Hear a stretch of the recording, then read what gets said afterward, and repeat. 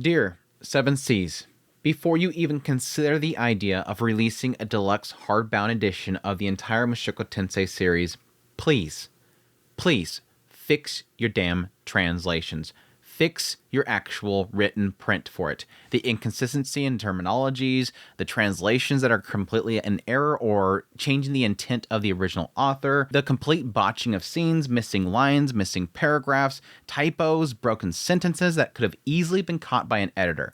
Please, before you make what is essentially a limited edition, pristine, very expensive version for your diehard fans, please fix your damn translations.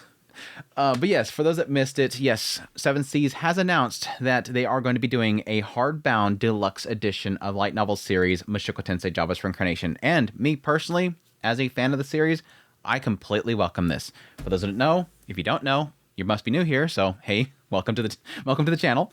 I have been doing a full read-through of the entire series. I've collected all the entire series, bought every single one of them, supported the series completely. Yes, and have many people that have watched my series of videos where I analyze every single volume of the series that have said, hey man, thanks so much for covering the series. I love it so much. I went out and bought the entire thing myself. A lot of people just scrambling just to find the volumes. Hey man, where can I find these volumes? I'm trying to buy them all. I have supported this series and I absolutely adore it. And so the idea of having a hardbound version, I even have the Spice and Wolf hardbound version. I love that kind of stuff. It's the idea of, yes, what Seven Seas is going for here. It's the idea of double dipping. The big major fans are going to double dip on this stuff and jump right into it and eat it all up. Even though we have literally it all right there, we're going to rebuy it if it's good. And yes, like I mentioned at the beginning here, the translations are fixed. Because that's the big sticking point for me, honestly, is the fact that as I've done a read-through of the entire series, we've done Mushoku Mondays for those that missed it, and it's still going on. Every single Monday, I do coverage of the actual novel series where I go through and deep dive and analyze through it, go through the entire series. People get to experience it as I experience it. It's been a lot of fun. But one thing we have noticed a whole ton is that there is a lot of mistranslations, typos, the spelling of names are completely butchered, it references the wrong characters at the wrong time, so much stuff is actually butchered, especially Volume 26. Volume 26 was a show. That was an absolute show. Like, literally, it felt like every few paragraphs, at least 2 times a chapter that I caught, there was either just bad mistranslations, the sentence structures are messed up, it's referencing the wrong character. I remember this one point, there was a battle between Rudius and somebody else, and suddenly it says, then this person pulled somebody aside, and I'm like, okay, so apparently the guy that's apparently supposed to be way over there on the other side of the country somehow teleported over here to move Rudius. Oh no, they just said the wrong, they put the damn wrong name in there. It's stuff that could be caught by somebody just doing a proofread. That's how bad a lot of the mistakes in the Mushoku Tensei series is in. It's so bad, we literally made an emote for Mushoku Monday, damn it, Seven Seas. We had a joke emote that people would post whenever it happened. It became a regular thing. Every Mushoku Monday, here's the mess up, and I would pull out my volume as we're on the stream, and I would bring it up on the screen and put it up on the thing. We would laugh about it. That's how bad it is. If you can have it become an ongoing running gag in a video series, something's wrong. But it goes even further than that. This is turning into the rant part of it. I wasn't planning on getting into this yet. It goes even further than that whenever it's a case where I don't know it's a mistake. Because honestly, for me personally, mistakes like spelling mistakes, a sentence is just kind of botched a little bit. It's like, whatever. Humans make mistakes. Even though I would argue if you are selling something for $13.99, a batch of paper for $13.99, I hope damn well that you as a professional company are trying to do some sense of proofreading, at least proofreading it. Again, these are mistakes that you read the sentence and you go, that's not right. Somebody that doesn't even know about the story, if they can read a sentence and say, that's not right, that could have been caught by anybody. And yes, in most cases, I kind of just shrug it off. But at some point, you do realize that in some cases, it's kind of completely changing context, the entire scene. Even later parts in the later volumes of this series, completely changing the mood and the context of the scene. I mean, a good example is this one situation where Rudius says that Paul, even though he was caught red-handed for cheating on Zenith, he lied. He lied about it. Despite the damning evidence, he lied about it. No, Rios knows full damn well in that room when he was caught, Paul apologized for it and accepted his punishment. He pleaded for them. He did not lie afterwards. Yes, he lied up until the point, but after he got caught, he did not lie about it after that. That was the whole key thing there. Right there, it's sort of making like Rudius making him out to be that he's more of a scumbag than he already was, which that was, again, to the context of it. It's completely opposite to the intent of what the author wrote. It's that kind of stuff that's extremely bad. But I don't want to be completely damning here. I really want to come on here for a purpose. This whole video is a purpose. What I want to do is twofold. Because on one hand, I don't really see 7 Seas watching this video. Sadly, I just don't see it. I just don't see it. So it's more so kind of a call out to all the fans out there. Because let's be honest, this right here, this 7 Seas release of deluxe hardcover versions of Mushoku Tensei Jobless Reincarnation. So what it's supposedly going to be doing is doing every single volume. We're doing 1 through 3 right now, but they're going to be doing the entire series. And what they're going to be doing is basically omnibusing it. So you have, right now it's 3. I'm certain later on it's probably going to have either 2 at some point or 4 at some point because it's not in multiples of 3. They're going to be doing these, and they're hardbound. And I'm hoping the quality is going to be really good. And I'm hoping the paper quality is going to be good as well, because sometimes they might make the paper quality a little bit too thin. But the whole point here is this is a $50 thing. This is a big ask. This is a big ask. This is going to be for the fans. Again, to 7 Seas, you're watching this. You're selling this to fans. Only fans are going to spend this much money on it. Because this right here, if they can find it on sale, is going to be like $11 or something like that. This is way more than $33, don't we see?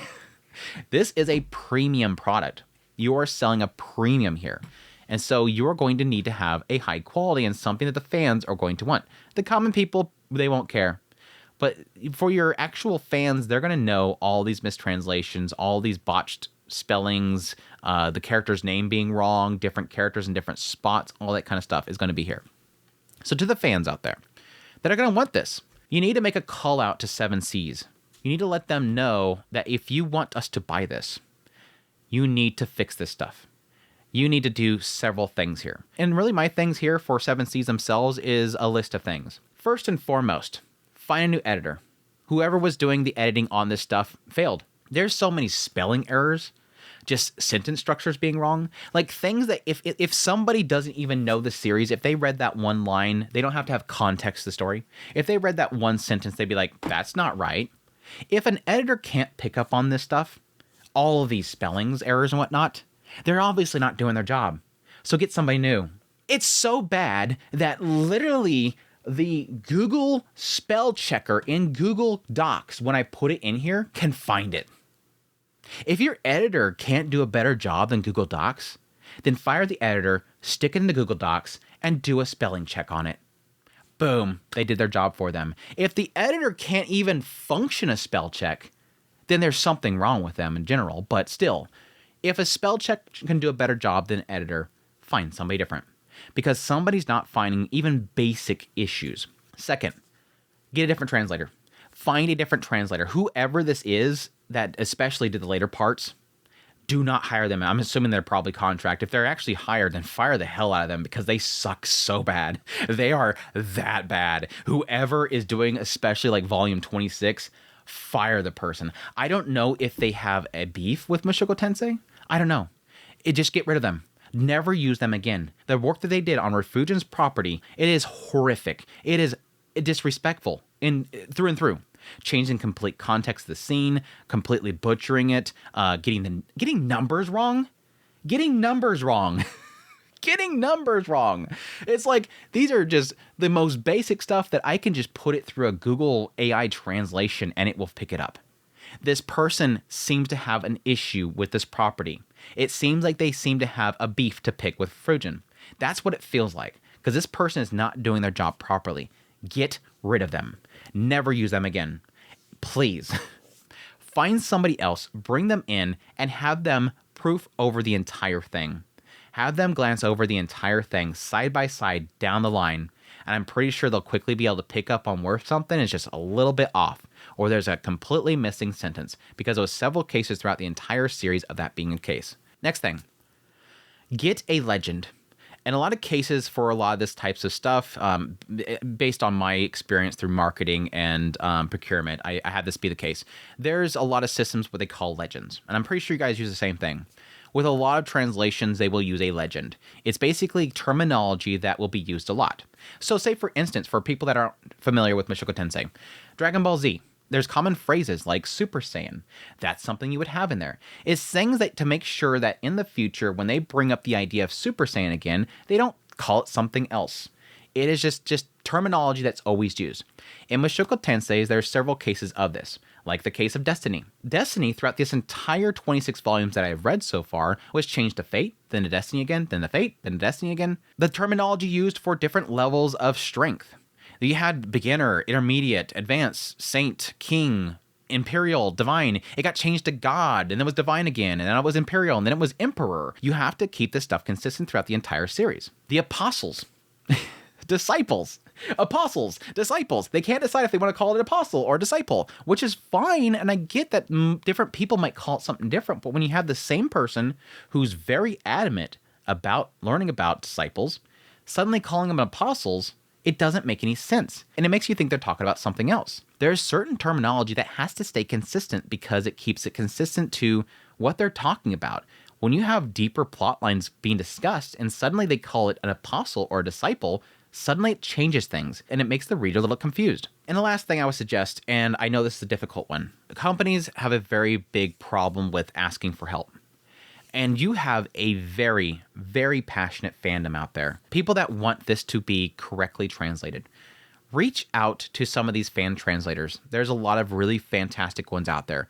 Reach out to them. Ask them, hey, can you give us an idea of where you think we should need to fix something? Where's the big problems at? I'm pretty sure you can probably get some good feedback here. And things that you can really quickly find the big crucial problems to fix. I'm not expecting that if somebody replies and said, change the whole thing, use mine, that it's going to work out very well. And I know there's a big problem with reaching out to people because it's an admittance that your thing has an error. It's basically saying, yeah, this thing that you bought, it's botched. Can anybody help us fix it? I know it looks bad. But there is a sense here, there's a lot of people that want a good product. And they want to help. If you can get a really good, phenomenal deluxe edition hardbound that has all those problems fixed, yes, there's going to be errors. Yes, humans make mistakes. But you still have to consider that this is a product. This is a premium product. $50 is a premium product. You're looking at least $400 you're going to be asking from your deepest fans. And I assure you, I guarantee you, if you sell volume 1 to 3 hardbound for $50 to somebody, the first moment that somebody finds an error in there, they'll never buy a single damn another one of them. You might as well save all of your printing processes. You might as well stop right there because there ain't nobody going to spend that much money on a bunch of garbage, especially if you have as many errors that was in that 26 volume. We were having upwards of like 5 errors in one single chapter that I noticed without even knowing the context of what they were talking about. Is that bad? If you have that many errors, you might as well chop up the whole project. Fix your translation, please. But anyways, that's pretty much what I want to get on here to do. And I hope you guys enjoyed this video. Again, get out there. Let 7 Seas know. Find the post for this particular announcement. Tell them, please fix your translations before you print this. Delay it. Find different people to go over the entire thing and check it. And please, let us know. We would love to know. Just come back and say, we heard you. We're going to look it all over. We're going to make sure that we get you the best product ever. Do what's right. Do what's right to your fans. Do what's right to the people that are supporting your product. And yeah, thank y'all for watching.